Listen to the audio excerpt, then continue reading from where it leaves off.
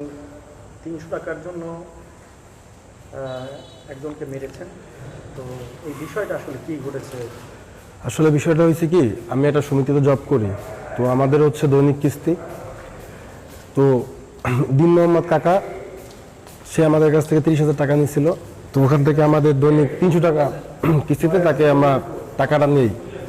তো 3 দিন কাকার কাছ থেকে টাকাটা নেওয়া হয় না। কাকাকে বলছিলাম যে কাকা কবে দিবেন। প্রথম দিন গেলাম, কাকা বলছে যে সকালবেলা দেব।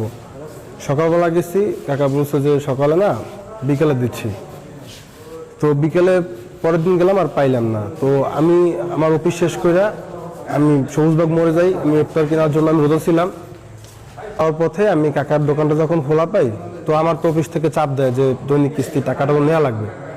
কাকাকে আমি বলছি যে কাকা কোথায়। তো কাকা দোকানের পিছনে ছিল, কাকা একাই ছিল। কাকা মানে কি যেন রান্না মানে ভাজতে ছিল, পেঁয়াজু টাইপের।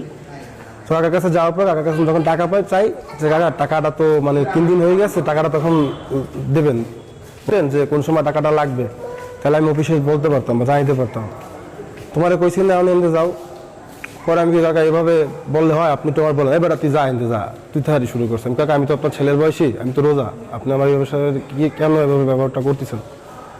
সেই কথা বলার পরে শুনে কি একটা বইলে পড়ালাম। কাকা আমি আন্টির কাছে ফোন দিলাম, আন্টিও সেম কথা বললো, হিমেল ভাই সেম কথা বললো, আপনিও সেম কথা বলেন, তাহলে আমি কই যাব। ঠিক আছে, তাহলে আপনারা সবাই কি এভাবে যদি আমার মানে প্রেশার দেন, তাহলে আমার তো অফিসে তো আমার জবাবদিহি করা লাগে। এই কথাটা বলার সাথে সাথে সে যে খুন্তি ছিল, বড় খুন্তি দিয়ে আমার মানে আমাদের কুইট দিয়ে আসে। পরে আমি কাকা কাকা আমি এরকম বলছি, কাকা দাঁড়ান। আমি বলছি তোমাকে তোর কিরকম কথা কবি, তুই জানেন মানে এত দুর্ব্যবহার করছেন। কাকা আমি তো ভিক্ষুক না যে আপনার সাথে এভাবে ব্যবহার করবেন, আপনি তো ছেলের বয়স, আমি তো কাকা রোজা। এই কথা বলার সাথে সাথে সে কি করলো, ওই যে তেলের মানে তার টেন্ডেন্সি কি ছিল আমি বুঝতে পারি নাই।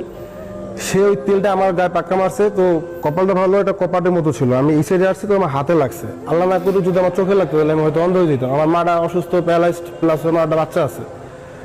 তারপরে সেইটা মারছে, তো মারছে, যখন দেখছে যে আমার পুরো শরীর মানে তেলে ভরে গেছে, তখন কাকা ওইখানে বসে মানে লোকজন জড়ো করছে যে আমি তাকে মারছি। তো আমি পুরো হয়ে গেছি যে সে আমার বাবার বয়সে, আমি তাকে কেন গায়ে দেবো।